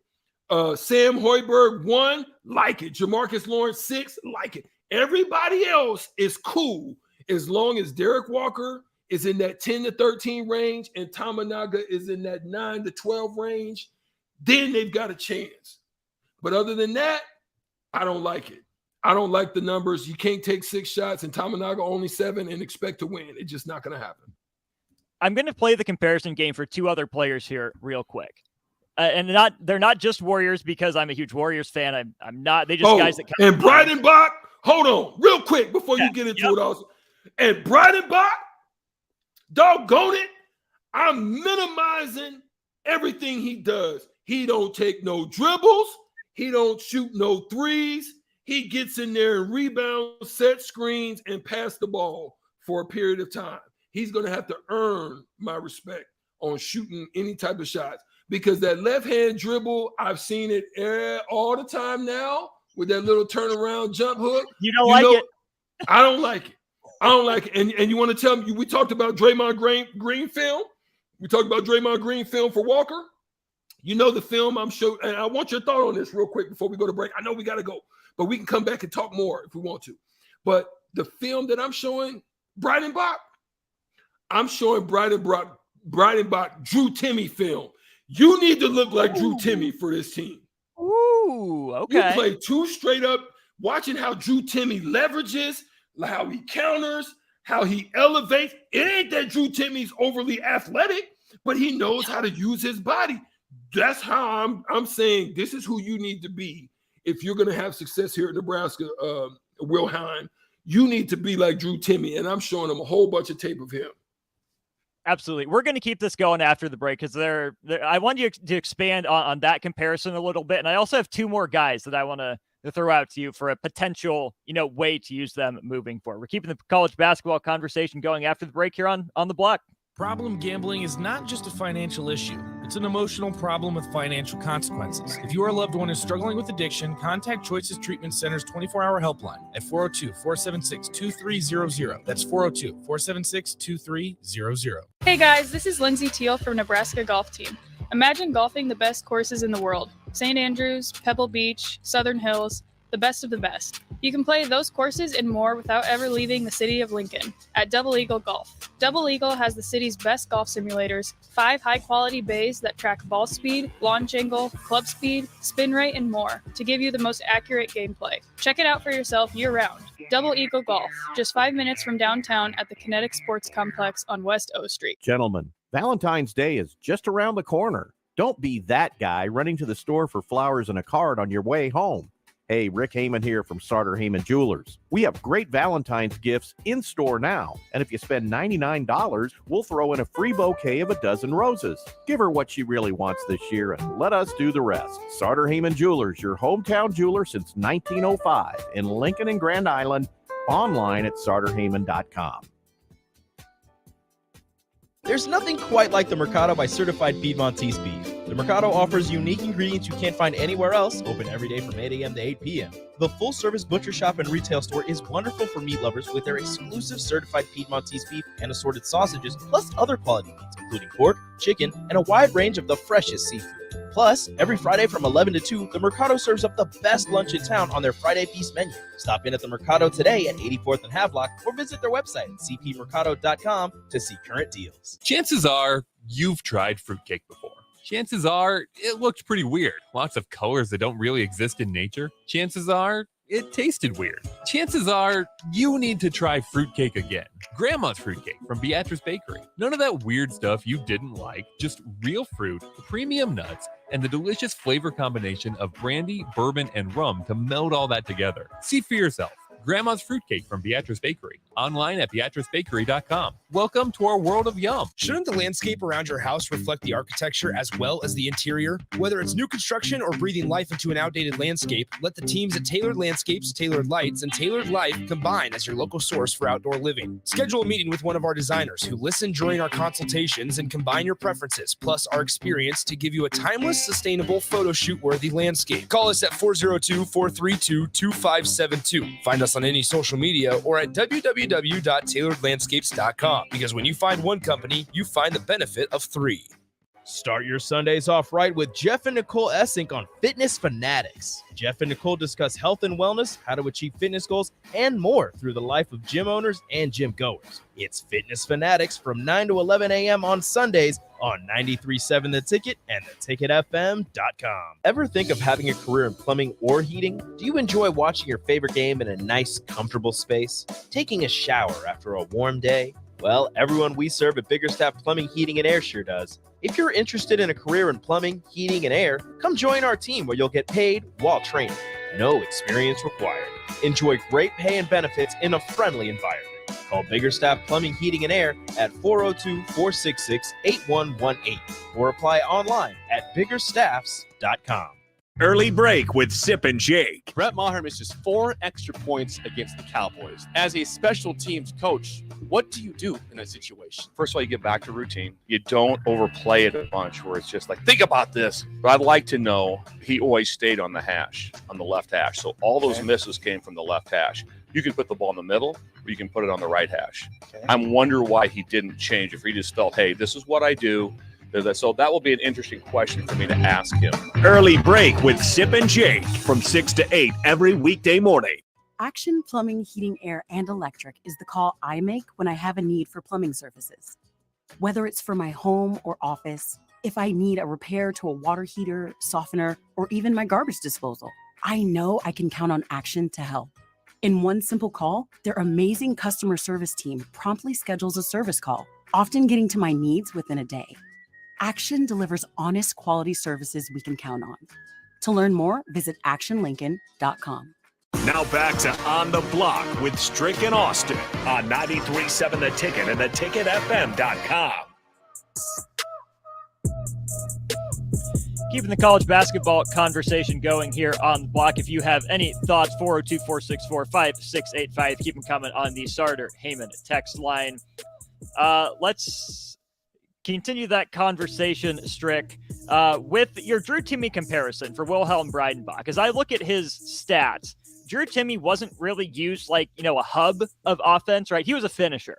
They get the ball into him, let him go to work. Do you think that is what Wilhelm needs, just to work on finishing plays more so than, initiating anything? think you're muted. Hold on real quick. I need to address something on the text line. Whoever the texter is, 7223. Bro, I played basketball a lot of years, and this whoever he is, I don't even know. It doesn't matter. He says to say Walker is unwilling to do more is an unfair comment. You just throw that out here like you know what's going on with Derek Walker. Instead of on the block, you should rename Judge Y Hour. This is terrible stuff. Say whatever you will, bro. I've played basketball at the highest levels, and I understand what it is to progress and move up in basketball. And when you say unwilling to do more, that's not what we're saying. And that's not what I'm saying. I'm saying you have to progress your game. Here's why. And please tell me your resume, since you think you know a lot about basketball on here. Please tell me your resume. Text it to me there. Now, here's the thing. When I say do more, I'm saying you need to expand your game, because there's scouting reports, since you don't know, there's scouting reports out there that tell you what guys like to do, where they like to go. Do they like to go left? Do they like to go right? They have a thing out there called synergy that tells you the percentages as to how many times a guy does something. When they run certain plays, what they like to do. He likes to spin to his left and to it. They got very detailed scouting reports on people. So when you say do more, I'm saying you have to expand your game, because otherwise guys are going to do exactly what they're going to do on the scouting report. Is they're going to play you to a way that makes it hard for you to be able to be effective as you were earlier in the game. That's why guys come out and make great noise in the NBA. And then all of a sudden, the scouting report catches up with them, and they're not as good as they were the year before. So say what you will, my guy, whoever you are, you don't have a clue of what you're talking about. So whatever, you don't have to listen, chime off, chime in. But that's what I'm saying, and that's right. That's what it all means. So Derek Walker is Nebraska's best player. A simple, mid-range jump shot opens so much else up for everyone else. As a leader of the team, as the best player, you should want to have that, right? Because if everyone else is able to do their job better, it makes your job that much easier. Yeah, exactly. Look. Nebraska right now, they have no abilities. It's going to get worse. You think it's hard now. It's going to get worse. You still got to face Dickinson and guys like that have the ability to shut down paints. If you're not able to expand your game and you think you're just going to go down with Dickinson off of you and no ability to counter and just be able to get shots up, it's not going to happen. Now, what you've done is you've shut down Greasel. There's no post opportunity. Why? Because, guys, the paint is so full now. There's a big man waiting on him, so he has no abilities. And then it's tough for you to get shots at the threes, so you're not able to get to the Denham Dawson. You've killed his game, because now there's a big man just going to be sitting in his lap every time he tries, and he's not a shooter, so you're killing his game. So you've killed 3 players' games. Everybody else is getting run off. You don't get any fast break. Where are you going to get points at, my guy? Help me. Help it make sense to me. So, man, anyway, listen, okay, I'm done with that comment, but I'm just trying to show the progression of it. It isn't no judgment. It's saying it's keeping it actual factuals. That's what's going to happen. That's what's happening. You think they have a 4-game losing streak for a reason? No, the scouting reports is catching up. And it's going to stay that way unless they change it. They're going to have to do something different. You're not getting it from Breidenbach. You definitely ain't going to get it from Keita. The only one that's capable is freaking Derek Walker, and he's your main guy. So miss me with that one. Okay, I'm sorry. Let me answer your question. I'm sorry. I get heated about this basketball stuff. This is why we have you. You know basketball. We listen to you. That's why you're here. Thank you for dropping that knowledge bomb on us. On our head. Yes. I'm moving on. Next text line. Man. Let's see. Man, I love John and Cortland. Thank you, man. As always, Brad, love you. Shout out to you as well, man. So I got a couple more comparisons for you, Strick, or at least guys that I would have watched film of a little bit. For me, as I look at this Nebraska team, Sam Griesel plays very similarly to like a Sean Livingston, right? Mid-range oriented ball handling guard. Again, he and Draymond did some good things with the Warriors, but also maybe Jimmy Butler, who can shoot the three, better defender than Griesel is, I think. But again, a primary ball handler who likes to play bully ball. Yes. I mean, listen, they're going to have to try to figure this thing out. I love that Griesel's pushing the ball more. I love it when Derek Walker pushes the ball more. I love it when they get those probe opportunities. You saw that it happened a couple times. They found, I think one time on a secondary push. Now here's the difference. One of the times, I want to say it was Terrence Shannon Jr. It was a rebound. It was a secondary break. It wasn't a fast break. Defense in transition got back. They pushed it up to Terrence Jr., Shannon Jr. He goes baseline, hard dribble, beats the first guy, goes up strong, finishes on the weak side. That was off of a secondary break. I played in Nebraska. We used to do that all the time. A team scored. They better worry that we might be coming back down their throat. I'm not saying Nebraska even has to do that. I'm just saying I love it when they go and they probe because there's opportunities. They hit Jamarcus in the corner one time off a secondary, wide open, just missed it. I'm okay with that shot. That's one of the best shots you're gonna get. You might not get a better shot in the offense right now because of the way that teams are playing you. So I'll take that shot. And then another secondary probe situation is when they went on the run. Austin Tamanaga gets a little short steal, a little slow probe, pull up from three. I like it. That might be the best. You can hear the announcer. He can pull it. What does he do? He pulls it and hits it. He pulls it and hits. And so all I'm saying is, I'm not saying anything is wrong with Derek. I'm not saying his game. I love his game. I think Derek Walker's game is phenomenal. I think he's got tremendous ability and he's playing undersized. I love everything about it. Not judging him. I just want him to be able to expand his game. I would be in the film room watching him and saying, D, this is the shot we're working on all week because teams are going to play you like this. They're going to sag off of you. You need to hit that shot. Similar to when he hit that three that he shot. I don't expect him to be taking threes, but move in a couple steps, hit that 15-footer. You hit that 2 or 3 times, guess what they got to do? Come on out. Because otherwise, you might get 2 more eyeball sandwiches from right here. Hand down, man down, as Mark Jackson would say. Stay on down there if you want to. I'm going to pop you 2 more times right here. And then when you come back out, now I get back to my thing. What you just said earlier. You get back to your bread and butter. 1-2 counter, spin on you left. 1-2 cross to the right. Now I get back to my stuff. But you got to expand your game in that aspect. So that's all I'm saying. Speaking of expanding the game, you brought up Keisei Tominaga.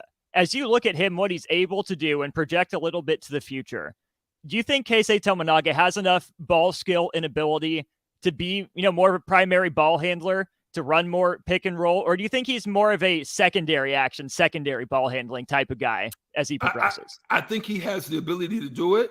I don't know why they don't listen, the reason why I know this, and I'm not just speaking just off the cuff.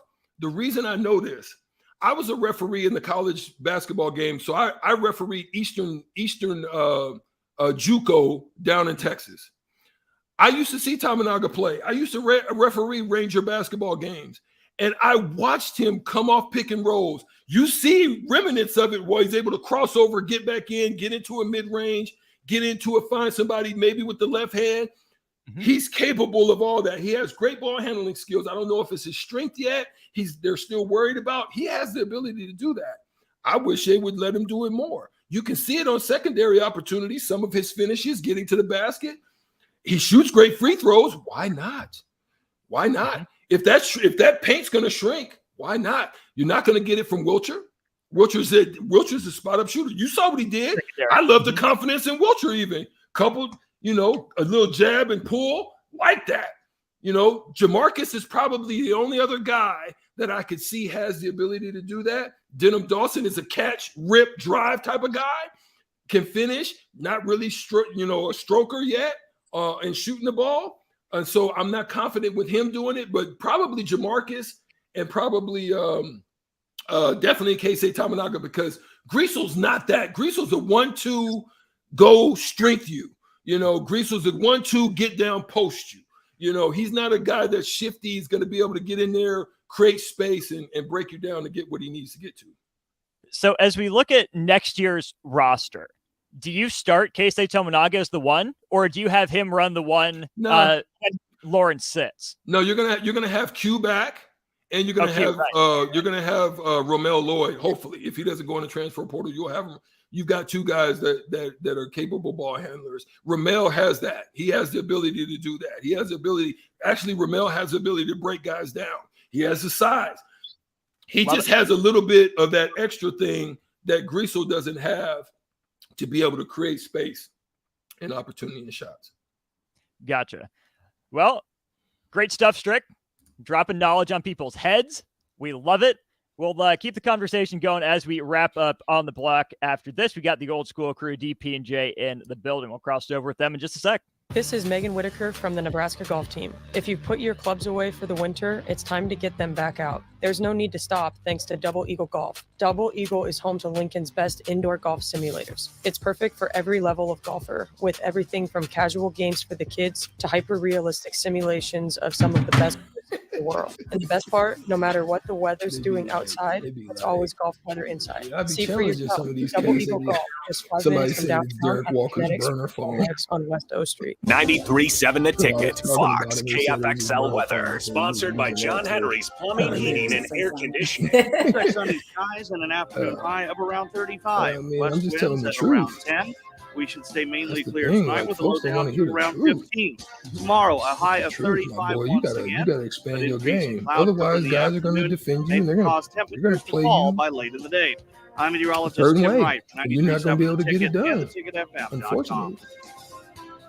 Chances are you've tried fruitcake before. Chances are it looked pretty weird. Lots of colors that don't really exist in nature. Chances are it tasted weird. Chances are you need to try fruitcake again. Grandma's fruitcake from Beatrice Bakery. None of that weird stuff you didn't like, just real fruit, premium nuts, and the delicious flavor combination of brandy, bourbon, and rum to meld all that together. See for yourself. Grandma's fruitcake from Beatrice Bakery. Online at beatricebakery.com. Welcome to our world of yum. The Empire brand is growing with ESC fabrication and sandblasting. ESC is your place for custom handrails, industrial and commercial painting, and more. ESC provides custom welding for aluminum and stainless steel and media blasting of all sorts. ESC has great attention to detail. They stick to deadlines and keep within your budget. If you can dream it, they can make it. Contact ESC Fabrication and Sandblasting in Waverly today at 531-207-9329. Mary Ellen's Food for the Soul. It's soul food right here in Lincoln. Ribs, wings, catfish, coleslaw, cornbread, grits. I mean, I'd say it's food like your grandma used to make, but my grandma never made food like that. If you haven't already, you've got to give it a try.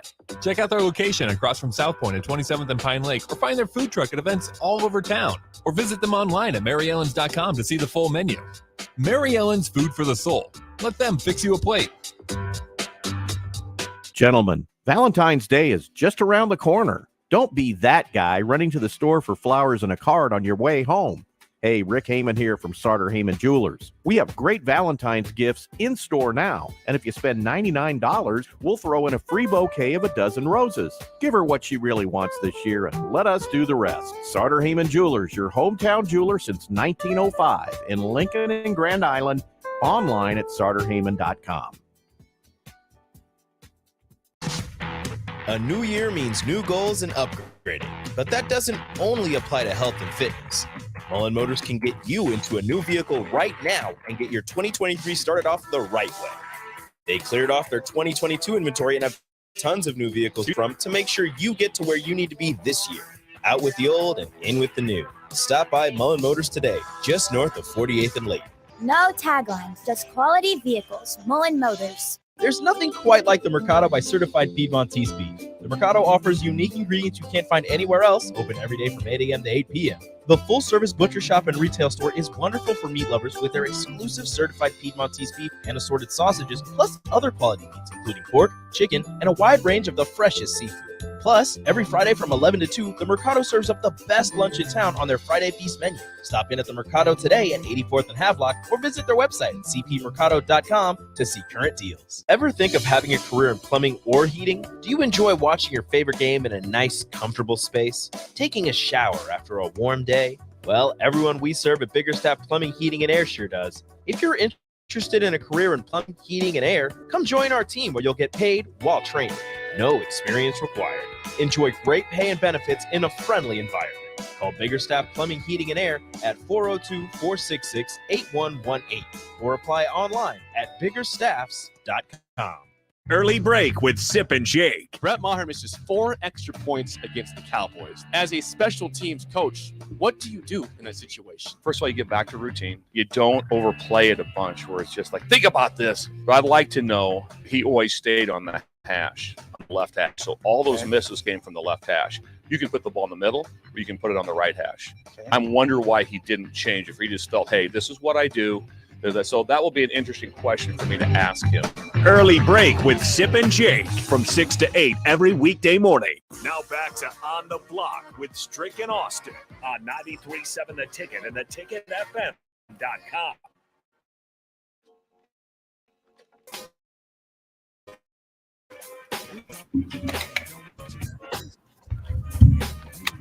Okay, I'm back.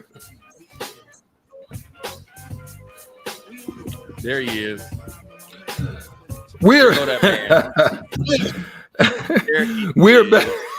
We're back on the block with DP and Jay, but no DP yet. But Jay is in the building.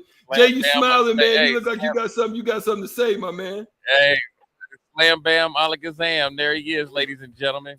What's happening? I heard, man, you snowed in down there in Texas, man. North Texas don't know how to lay down no salt. No salt in North Texas, my boy. It's all sand, so you know it's just straight slip and slide action out here, my guy. That actually makes it worse. People don't understand. Worse. You lose more traction that way. Yep. I tried to tell him. I said, hey, listen, I ain't left out of the house. I feel like I'm back in 2020, and all y'all that's listening know what 2020 was. Yeah. I ain't left the house. Man, I want to ask you, man, what's your thoughts on the Big Ten refs and, Derek Walker? It seems like there's some questionable ticky-tack fouls that he's getting, so it's losing. It's obviously it's going to hurt Nebraska more now since Ben DeMel and Gary's out. What do you think about that? I know that Fred, mentioned it a little bit in his post game, but it's something I kind of been noticing here the last 3 or 4 games, and then it seems like he a little bit. D. Walker's been playing hesitant and still getting fouls, and sometimes you can double down on it when you're not usually playing your same way because you're playing for the worst case scenario. You end up getting it anyways.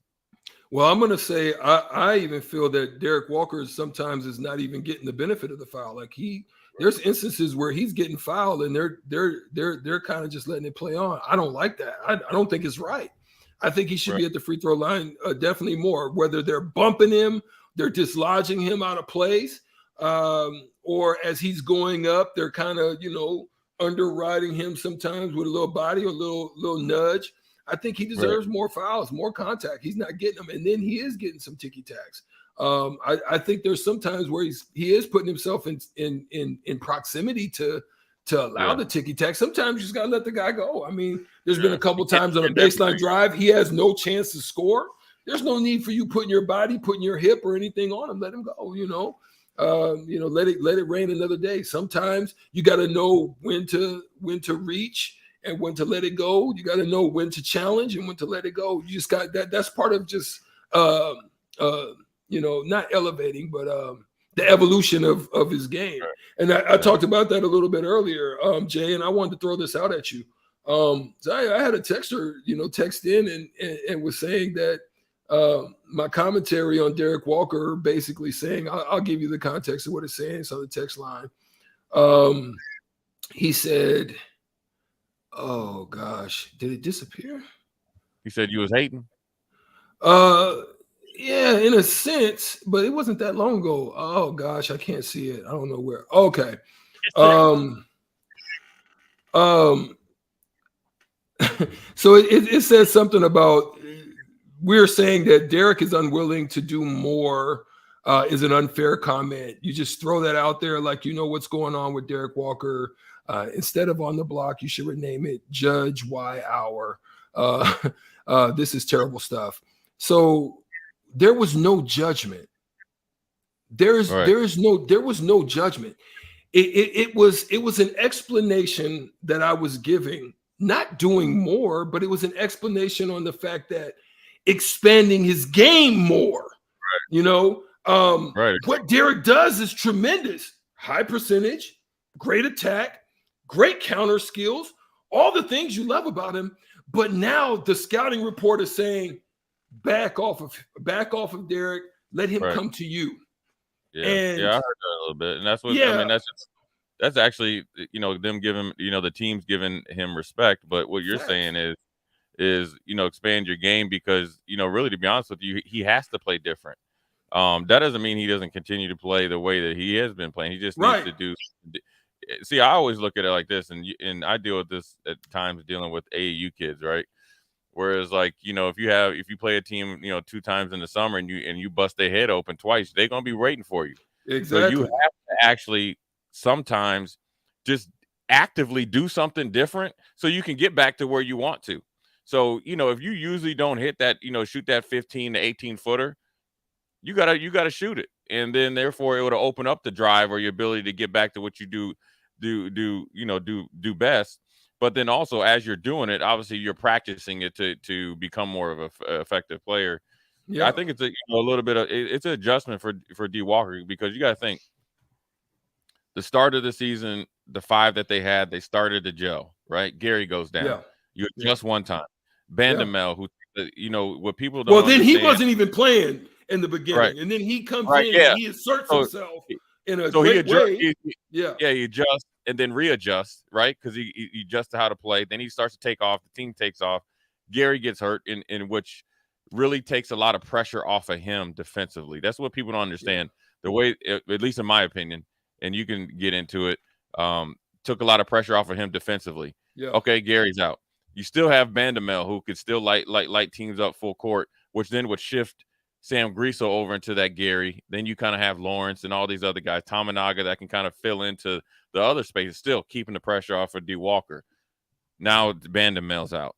Now it's like the 4th adjustment in like 12 games. And so I think you see him, you know, trying to find his way. And then Derek's a smart player. He's a smart kid. Yeah, for sure. Tough-minded kid. He'll figure it out. But before you comment on that, Eric, we're going to go to station identity. You got to pay these bills. This is Lincoln's home for sports talk on the FM dial. Also online at theticketfm.com. On the internet. KNTK FM Firth, 93.7 The Ticket. Yeah, Jay, I mean, listen, man, it's coming from a space because I don't just watch in a microcosm. I watch in the totality of how the development of the game and how they can position themselves to win. They had a chance to win that game last night, right? Obviously the foul trouble made things inconsistent for Derek to be able to get into a rhythm. It made it hard because you know you're in, you're out, you're not able to have sustained minutes. You get off to a bad start, you have a high turnover. That happens to all of us. Shoot, I mean, I've had high turnover games. I mean, so I'm not saying that's the problem. It looked like he's trying to find himself based on the changes and the adjustments that are being made against him. He's trying because it's not presenting it to him like it was before. Whereas they're up to him, but they're not all the way out, but out enough to where he can get into a couple of drives, hit him with a body, get him with a counter, or put enough body on him to go by him to finish. They're not doing that no more. The last 2 games, they've been way off of him. So now it's cut off Griesel. It's cut off Denham Dawson because now guys are just waiting at the rim. They're waiting. So now you still got to face Hunter Dickinson. You still got to face guys that have big men that clog paint. And it just so happened that Danga is one of those guys is a clog of the paint guy. So that little curl off that they used to get, they can't get it no more because the big man's not coming up on them. They're playing off of them. And so what I'm saying is, how do you open this thing back up for your whole team, not for Derek Walker. This ain't even about Derek Walker. How do you open it back up for your whole team? You have to hit that. You have to hit that free throw shot. You have to hit it. Otherwise, those guys are going to just continue to sit back. They're not going to respect you. So it's the same thing in the NBA. If you're a point guard, they used to do that to Avery Johnson all the time. And until Avery Johnson figured out that I need to hit this freaking shot, it's going to kill our offense, right? And that's what I'm talking about. Doing more, expanding your game, Jay Foreman. That's the context of what I'm saying. And whoever that was didn't understand it in totality. Well, I mean, they're hearing a snippet, and then sometimes people are listening with the type of filter that they want to hear, based on the personal feelings. But another thing, I wonder if they could switch up a little bit of the play style a little bit, maybe up the pace a little bit, so that the defense can't get set up so quickly. To get Derek some easy shots, especially early. I'd almost tell him, hey, look, man, you get that ball. We might not get you at the top of the key or wherever you like, though. We might get you out on the wing. I want, unless it's a guaranteed charge, I want that ball up. And the reason why is kind of when you look at it, he's, fifth or sixth on the amount of shots that he's taken. I know his minutes were down based on the foul trouble and stuff, but I think D. Walker is one of those guys, because I think Sam Greasel and other guys will get enough runouts and get some shots just based off the, what you said of the adjustments. So those shots will come for him. But I think with D. Walker, I think with him, getting him into the rhythm early, giving the defense something else to think about could possibly get him back to what they, like to do best, which is let him be more of a, point power forward, really take advantage of his ability to finish around the rim, both, directly and indirectly with counter moves and a little bit of old school game. So I think if they could do that, and then, they got it, they should have won that game. They should have won that game last night. Like, that was a winnable game on the road. Yeah, they had it, and then there was about a 2-minute. It's always a 2-minute stretch, and so when you're, I feel like when they go through a little bit of lulls of, scoring droughts, maybe that's when you kind of bring in the run and jump guys. Denham Dawson's, the Jamarcus Lawrence. You can even have Hoiberg in there, CJ, and those guys, where you can kind of try to get some instant offense going, and then maybe hit them up with a little bit of a zone and trapping zone just to take Illinois out of their rhythm. For 2 minutes there, when Nebraska was up 2, and then Illinois went on that, I think 11 or 13-2 run, ended up by 9. That was like 2.5 minutes. Yeah. You know what I mean? Where Illinois really cranked up their defensive intensity, destroyed Nebraska's rhythm on offense. Nebraska didn't counterpunch. You know what I'm saying? So, a lot of times, teams that like to bully you and try to overwhelm you with those 2 minutes don't like if you try to overwhelm them back. Yeah, they might go on a 6-0 run, but then if you go on a 4-0 run, they're ready to tap out and let's get back to trying to hold their head above water, versus they are always in the offensive and keeping you in the corner with a boxing analogy. You know what I mean? So maybe that's something they could do, but ultimately, they got a pretty big hill to climb here the rest of the season. But they got to figure out a way. They got to figure out a way to make it work. So here's the thing. I'm gonna let Austin tell you what he thinks could help. Yes. Because I think it's one thing. But real quick, John and Cortland says what I'm saying. This is what would be dope. Derek Walker jab step, drop that 12 to 15 footer. John and Cortland says this all opens up. Simple high post stuff. That's exactly it. Like, if I had a chance to talk to D Ward, that's what I would tell him. You got to hit this. Put it up. Yeah. Even if you miss the first one, I want you to do it, because he does have a good enough shot to hit it, though. Facts. So it's not something that it's not like it's something that he can't do. So just to be more aggressive, be more assertive, man, because I think Nebraska for the majority of the game played pretty good enough defense that'll keep them in the game, even if he misses a couple shots early or forces it. Well, basically, Austin, tell him real quick before we get out of here. Yep, Derek Walker's got to turn into Draymond Green. Yeah. We got to go. Unfortunately, DP and the crew will be right there after it's 93.7 The Ticket. It's on the block. We'll see you tomorrow. Peace. Ever think of having a career in plumbing or heating? Do you enjoy watching your favorite in a nice, comfortable space? Taking a shower after a warm day? Well, everyone we